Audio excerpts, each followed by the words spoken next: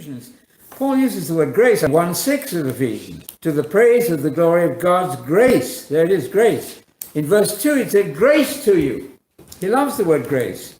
In verse 9, he talks about the mystery of God's will. That's exactly the mystery of the gospel of the kingdom. He talks about administration suitable to the fullness of the times. In verse 11, he talks about obtaining an inheritance of the kingdom, of course. In 13, he talks about the gospel of your salvation.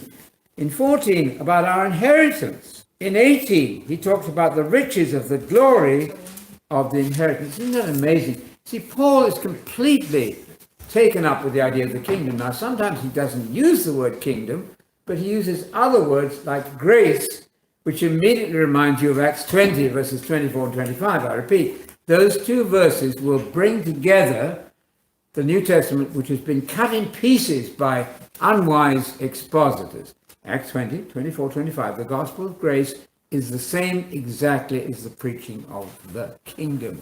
But that's what, according to Peter, in Acts 10, Jesus preached the gospel of peace. It's the same as the gospel of the kingdom. They didn't have to explain that USA means the United States of America.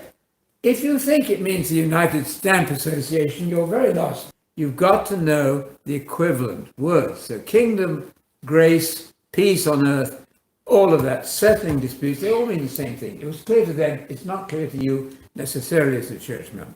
He looks back, as Paul does in his preaching, to your former life. He says, now remember what you came out of before you now think about what you're in currently.